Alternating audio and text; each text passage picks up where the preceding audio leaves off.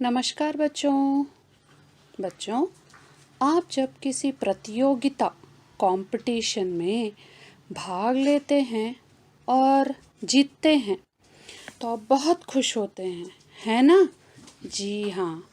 और यदि हार गए तो थोड़ा उदास हो जाते हैं और क्या यह सोच लेते हैं कि मुझे अब कोई भी प्रतियोगिता में भाग नहीं लूँगा या नहीं लूँगी, या फिर उस हार से कुछ सीख लेकर फिर से भाग लेते हैं, है ना बच्चों? जी हाँ। और बच्चों, जिस प्रतियोगिता में आपके प्रतिद्वंद्वी मतलब अपोनेंट होते हैं और जब वे जीत जाते हैं तो क्या आप उनसे नाराज़ हो जाते हैं कि वह जीत गया है और आप हार गए हैं? नहीं बच्चों, ऐसा नहीं सोचना है ना? जी हाँ। जिस प्रकार आप प्रतियोगिता में भाग लेते हैं उसी तरह वे भी एक प्रतियोगी ही होंगे। जी, तो आइए बच्चों, आज हम ऐसी ही दो लड़कियों की कहानी पढ़ेंगे जो दोनों प्रतिद्वंदी हैं और दोनों मित्र कैसे बनी, पाठ के द्वारा जानेंगे। बच्चों, आज हम पढ़ेंगे पाठ 4 मैत्री गान। बच्चों, मैत्री का अर्थ है फ्रेंडशिप, गान का अर्थ है गीत। अभी मैं पाठ पढ़ूंगी, आप लोग ध्यान से देखिए और मेरे साथ साथ पढ़िए। चलिए पाठ पढ़ते हैं। ओह, कौन है? जैसे ही तारा किसी से टकराई वह चिल्ला उठी। कुछ संभली तो अंधेरे में देखा कि दो बड़ी बड़ी आंखें उसी को घूर रही हैं। कौन हो तुम? उसने फिर पूछा। वासंती, मधुर स्वर में उत्तर मिला। ओ, माफ करना, मैं तो अपना तंबू ढूंढ रही थी, तारा ने बात स्पष्ट की। बच्चों, इस कहानी में तारा और वासंती दोनों प्रतिद्वंद्वी ओपोनेंट्स हैं। वहाँ उस स्थान पर बिजली पावर कट होने के कारण तारा अपना तंबू टेंट ढूंढती हुई अंधेरे में किसी से टकरा जाती है। बच्चों, टकराना मतलब डैश होना। अनजाने में, अननोइंगली कभी दो लोग आपस में टकरा जाते हैं, है ना? जी हाँ, उसी तरह तारा भी वासंती से टकराती है और उस अंधेरे में तारा को दो बड़ी बड़ी आंखें दिखाई देती हैं। तारा के पूछने पर वासंती अपने मधुर मीठे स्वर में अपना नाम बताती है। तारा बताती है कि वह अंधेरे में गलती से किसी और के तंबू में आ गई है। आइए बच्चों, आगे का पाठ पढ़ते हैं। इतने में बिजली आ गई और रोशनी में उसने वासंती को देखा। सामने हरे और पीले रंग के कपड़े पहने एक दुबली पतली लड़की खड़ी थी। सांवला सलोना रंग, तीखे नैन नक्श, हरी आकर्षक आंखें, दोनों एक दूसरे को देखकर मुस्कुरा दी। दोनों, तारा और वासंती, आपस में बातचीत कर रही थी कि इतने में बिजली आ जाती है और रोशनी में, उजाले में दोनों एक दूसरे को देखते हैं। वासंती हरे पीले ग्रीन येलो कलर ड्रेस पहनी हुई थी। वह एक दुबली पतली और उसका रूप नैन नक्श, बहुत ही तीखे मतलब शार्प फीचर्स थे। यहाँ पर लेखक वासंती के बारे में बता रहे हैं और उसका रंग काला था लेकिन बहुत आकर्षक, अट्रैक्टिव लग रही थी वह। वे दोनों एक दूसरे को देखकर मुस्कुराती हैं, स्माइल करती हैं। आइए बच्चों, आगे की कहानी पढ़ते हैं। अरे, मैं तो अपना तंबू ढूंढ रही थी, तारा ने दोहराया। वासंती की कुछ समझ में तो नहीं आया, बस अचकचाकर शीघ्रता से बोली, यन पेर वासंती, मेरा नाम वासंती है। तारा ने मंद मुस्कान के साथ सिर हिला दिया। वासंती के सिवा उसको कुछ समझ नहीं आया था। फिर दोनों खिलखिलाकर हंस पड़ी और अपने अपने रास्ते चल। तारा फिर से दोहराने लगी, रिपीट कर रही थी कि वह अपना तंबू टेंट ढूंढ रही थी, लेकिन वासंती तारा की बातें समझ नहीं पाई और अचकचा जाती है, स्टन हो जाती है और जल्दी से बताती है कि यन पेर वासंती मतलब मेरा नाम वासंती है। तारा को वासंती की बात समझ नहीं आती। बच्चों, तारा वासंती की बात क्यों नहीं समझ पाई? जी हाँ, वासंती को हिंदी स्पष्ट रूप से नहीं आती थी। वह सिर्फ छोटे छोटे शब्द समझ पाती थी, लेकिन बहुत ही बड़े वाक्य हो वो नहीं समझ पा रही थी, क्योंकि उसकी मातृभाषा मदर टंग तमिल है। तारा को कुछ समझ नहीं आया, वह मुस्कुराकर सिर हिला देती है। फिर दोनों हंस पड़ती हैं और अपने अपने रास्ते, अपने अपने तंबू की ओर, टेंट की ओर चली जाती हैं। आइए बच्चों, देखते हैं कि आगे क्या हुआ है। चेन्नई में अंतर्राज्यीय विद्यालय सांस्कृतिक समारोह हो रहा था। दोनों उसी में भाग लेने आई थी। तारा उत्तर प्रदेश के छोटे से नगर बुलंदशहर में रहती थी और वह सुगम संगीत की प्रतियोगिता में अपने प्रदेश का प्रतिनिधित्व कर रही थी। तो बच्चों, चेन्नई में अंतर्राष्ट्रीय विद्यालय सांस्कृतिक समारोह, इंटरनेशनल स्कूल कल्चरल सेरेमनी हो रहा था। तो दोनों, तारा और वासंती, उसी में भाग लेने, पार्टिसिपेट होने के लिए आई थी। बच्चों, हर स्कूल से जो छात्र खेल, संगीत, नृत्य और दूसरे कई सांस्कृतिक कार्यक्रम, कल्चरल प्रोग्राम्स में रुचि, इंटरेस्ट लेते हैं, उन्हें इन कार्यक्रम में भाग लेने का मौका मिलता है और उन्हें इसके लिए सर्टिफिकेट्स, प्रमाण पत्र भी दिए जाते हैं, जो बहुत ही उपयोगी होते हैं। तारा उत्तर प्रदेश के एक छोटे से नगर बुलंदशहर से संगीत प्रतियोगिता, सिंगिंग कंपटीशन के लिए अपने राज्य से प्रतिनिधित्व, मतलब उसके राज्य को रिप्रेजेंट कर रही थी। राज्य स्तर पर आसानी से विजयी होकर तारा बुलंदशहर से चेन्नई आई थी। संगीत उसके स्वभाव का ही एक अंग बन चुका था। इस अवसर पर भाग लेने के लिए चेन्नई आना महत्वपूर्ण बात थी। केवल वह अपनी आयु के किसी साथी की कमी को महसूस कर रही थी। तारा अपने राज्य स्तर, स्टेट लेवल से चुनी गई और अंतर्राष्ट्रीय प्रतियोगिता के लिए बुलंदशहर से चेन्नई आई थी। तारा को संगीत में बहुत रुचि थी और वह बहुत अच्छा गाती थी। तारा चेन्नई में उसकी उम्र की साथी, फ्रेंड की कमी बहुत महसूस कर रही थी, क्योंकि उसका जो दल था, ग्रुप था ना, उसमें सब उससे उम्र में, एज में बहुत बड़े थे। उसकी साथी उसके उम्र के कोई भी नहीं थे, इसलिए वह देख रही थी कि उसके कोई साथी हो तो समय अच्छा बीत जाए।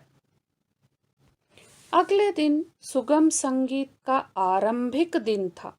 सभा भवन में पहुंचकर तारा ने वासंती को भी अपने दल के साथ खड़े पाया। दोनों एक दूसरे को देखकर मुस्कुराईं। एन पेर वासंती अपनी ओर संकेत कर कर वासंती ने तारा को समझाने का प्रयास किया। मैं तारा, दिल्ली वाला। तुम दिल्ली वाली हो? उसने पूछा। नहीं, मैं बुलंदशहर से आई हूँ। और तुम कहाँ से आई हो? अगले दिन नेक्स्ट डे सांस्कृतिक समारोह का आरंभिक दिन, ओपनिंग सेरेमनी था। सभा भवन में एक बड़े से हॉल में सारे प्रतियोगी पार्टिसिपेंट्स आ गए। वहाँ अपने अपने दल ग्रुप्स के साथ तारा और वासंती खड़े थे। एक दूसरे को देखकर दोनों मुस्कुराईं। फिर वासंती ने स्वयं परिचय, अपना इंट्रोडक्शन देते हुए नाम बताया। तारा ने भी अपना परिचय दिया। तो वासंती ने सोचा कि तारा दिल्ली से आई है, वह दिल्ली वाली है। फिर तारा ने बताया कि वह दिल्ली से नहीं, उत्तर प्रदेश के एक छोटे से नगर बुलंदशहर से आई है। आइए बच्चों, देखते हैं कि आगे दोनों के बीच क्या बातचीत हुई होगी। अब वासंती उलझन में पड़ गई और कह दिया वारायूर, यह उसके शहर का नाम था। तारा ने दोहराना चाहा पर असमर्थ रही। वासंती तेजी से हंसी तो तारा ने फिर पूछा, तुम्हें हिंदी आती है? इल्ले, वासंती ने अपने दोनों अंगूठे और सिर हिला दिया। अंग्रेजी? वैसे अंग्रेजी तारा को भी खास अच्छी नहीं थी। इल्ले, वासंती ने फिर इशारे से दोहराया। तारा ने वासंती से पूछा कि वह किस शहर से आई है। बच्चों, वासंती हिंदी कुछ कुछ ही समझ पाती थी, है ना? हाँ, तो तारा के पूछने पर उसने सिर्फ अपने शहर का नाम बताया। और जब तारा वासंती के शहर वारायूर शब्द दोहराना चाहती थी, रिपीट करना चाहती थी, तो उसका उच्चारण नहीं कर पा रही थी। तारा ने वासंती से पूछा कि तुम्हें हिंदी आती है? तो वासंती अपने दोनों हाथ के अंगूठे ना में इशारा करते हुए इल्ले मतलब नहीं में उत्तर दिया। फिर तारा ने अगला प्रश्न पूछा कि क्या उसे अंग्रेजी, इंग्लिश आती है? वासंती ने ना में उत्तर दिया। तारा को भी अंग्रेजी उतनी अच्छी तरह से नहीं आती थी। कुछ कुछ बातें वह समझ पाती थी, लेकिन बहुत ज़्यादा अंग्रेजी का ज्ञान तारा को भी नहीं था। लेकिन वासंती को बहुत ज़्यादा अंग्रेजी नहीं आती थी। आइए बच्चों, आगे का पाठ पढ़ते हैं। भाग लेने वालों ने अपने अपने प्रदेश के गीत गाए। तारा के मधुर कंठ से कजरी सुनकर हॉल में तालियां गूंज उठी। कुछ देर बाद वासंती के कुंभी पातू, तमिलनाडु का लोकगीत, ने भी दर्शकों को उतना ही आनंद विभोर कर दिया। तालियों की गड़गड़ाहट से एक बार फिर हॉल गूंज उठा। बच्चों, कजरी उत्तर प्रदेश का लोक गायन शैली, फोक सॉन्ग सिंगिंग स्टाइल है। यह पूरी तरह से शास्त्रीय शैली, क्लासिकल स्टाइल नहीं है। इसे अर्धशास्त्रीय मतलब सेमी क्लासिकल गायन की विधा, फॉर्म के रूप में जाना जाता है। तो बच्चों, संगीत प्रतियोगिता में भाग लेने वालों ने अपने अपने प्रदेश के गीत गाए। तारा ने कजरी गाई तो उस हॉल में सारे दर्शकों, ऑडियंस ने तालियां बजाई। सभी को तारा का गीत बहुत पसंद आया। उसके कुछ देर बाद वासंती ने भी तमिलनाडु का लोकगीत, फोक सॉन्ग कुंभी पातू गाया। तो दर्शकों ने भी उसके गीत को भी खूब पसंद किया।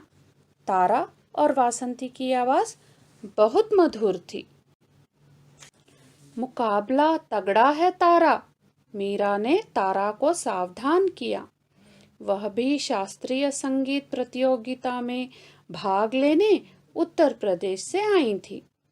हाँ मीरा दी, वह बहुत अच्छा गाती है, तारा ने कहा। पर मैं जमकर अभ्यास करूंगी। हमें जीतना ही है। मुझे तुमसे पूरी उम्मीद है। मीरा ने पीठ ठोक कर तारा का उत्साह बढ़ाया। वासंती भी समझ चुकी थी कि जिसके साथ वह थोड़ी देर पहले दोस्ती करना चाहती थी, वही उसकी मुख्य प्रतिद्वंद्वी है। बच्चों, तारा और वासंती ने बहुत अच्छा गाया और लोगों ने दोनों के गीत को बहुत पसंद किया। तारा के दल में मीरा, वह भी संगीत प्रतियोगिता में भाग लेने उत्तर प्रदेश से आई थी। वासंती का गीत सुनकर तारा को मीरा ने सावधान अलर्ट किया कि मुकाबला कंपटीशन बहुत ही तगड़ा स्ट्रॉन्ग रहेगा। मीरा की बात सुनकर तारा ने कहा कि वह अभी खूब जमकर अभ्यास करेगी और प्रतियोगिता में जीत हासिल करेगी। उधर वासंती को भी यह समझ आ गया था कि कुछ देर पहले तक वह दोनों, तारा और वासंती, दोस्ती करना चाहते थे, लेकिन अब वह दोनों प्रतिद्वंदी ओपोनेंट्स बन गई हैं। सभागार के बाहर दोनों की नजरें मिली, परंतु प्रतिस्पर्धा के भाव से दोनों मुंह मोड़कर अपने अपने खेमे की ओर चल दी। वे दोनों एक दूसरे की विरोधी थीं, जो एक ही पुरस्कार पाने के लिए संघर्ष कर रही थी। सारा दिन तारा अभ्यास करती रही। वासंती ने भी खेमे में घंटों वीणा पर अभ्यास किया। वे दोनों भोजन कक्ष में मिली, पर एक दूसरे को अनदेखा करके अलग अलग स्थान पर खाना खाने बैठ गईं। देखा बच्चों आपने, अभी तक दोनों लड़कियां दोस्त बनना चाहती थीं। जैसे ही उन्हें पता चला कि वे दोनों प्रतिद्वंदी ओपोनेंट्स हैं, तो दोनों ने प्रतिस्पर्धा कंपटीशन की भावना जाग उठी उनके मन में। और दोनों एक दूसरे को देखकर पहले मुस्कुरा रही थी, है ना बच्चों जी। अब वो दोनों आपस में मिलती तो बिना मुस्कुराए अपना मुंह मोड़ लेती और अपने अपने खेमे टेंट्स की ओर चली जाती। अब वे दोनों पुरस्कार अवार्ड पाने के लिए खूब संघर्ष करने लगी। सारा दिन अभ्यास कर रही थी और इधर वासंती भी वीणा पर अभ्यास करने लगी। दोनों पहले मिलती तो एक दूसरे को मुस्कुराती थी ना। हाँ, अब वे दोनों ऐसा नहीं कर रही थी और दोनों विरोधी ओपोनेंट जो बन गई थी, है ना बच्चों जी। तो अनदेखा करके वे अलग अलग स्थान पर, जहाँ खाना खाने बैठे थे ना दोनों, वहाँ पर भी दोनों एक दूसरे को बिना देखे ही चली गई और अलग अलग बैठकर खाना खाने लगी। आइए बच्चों, आगे का पाठ पढ़ते हैं।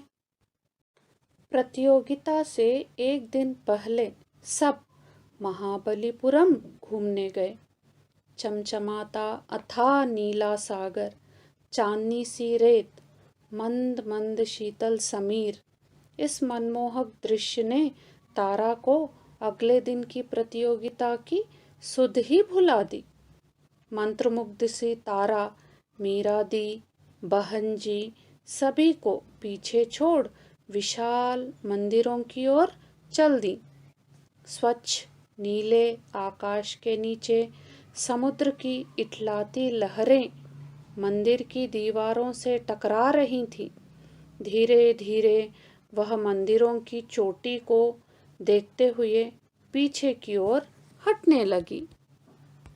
मंदिरों का शहर महाबलीपुरम तमिलनाडु की राजधानी चेन्नई से 55 किलोमीटर दूर बंगाल की खाड़ी, बे ऑफ बंगाल के तट पर स्थित है।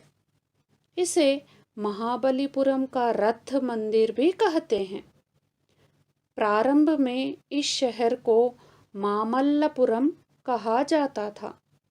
तमिलनाडु का यह प्राचीन शहर अपने भव्य मंदिरों और सागर तट के लिए बहुत प्रसिद्ध है।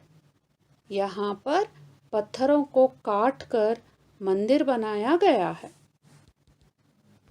तो बच्चों, हुआ ये कि प्रतियोगिता के एक दिन पहले, कंपटीशन के एक दिन पहले सारे प्रतियोगी पार्टिसिपेंट्स महाबलीपुरम घूमने गए। वहाँ का वातावरण और अथाह नीला सागर, वहाँ के मन को मोह लेने वाले दृश्य सीन्स देखकर तारा मंत्रमुग्ध हो गई और अगले दिन की प्रतियोगिता भूल गई। और उसके दल ग्रुप के लोग, उनमें जो मीरा दी और बहन जी थे ना बच्चों जी, उन्हें सब छोड़कर, सबको पीछे छोड़कर वे अकेली उन सब को मंदिरों को और नीले सागर को देखते हुए अकेली ही आगे निकल गई। वह मंदिरों की सुंदरता देखती हुई यह भूल गई कि वह कहाँ खड़ी है। वह अगर पीछे हटेगी तो वह कहाँ गिरेगी या आगे क्या है पीछे, ये कुछ भी वह नहीं देख पाई, क्योंकि वहाँ उसकी सुंदरता, मंदिर, ये सब उसे बहुत भा गए थे। आइए बच्चों, देखते हैं कि फिर आगे क्या हुआ है। अचानक किसी की चीख की आवाज सुनकर तारा सकपका गई।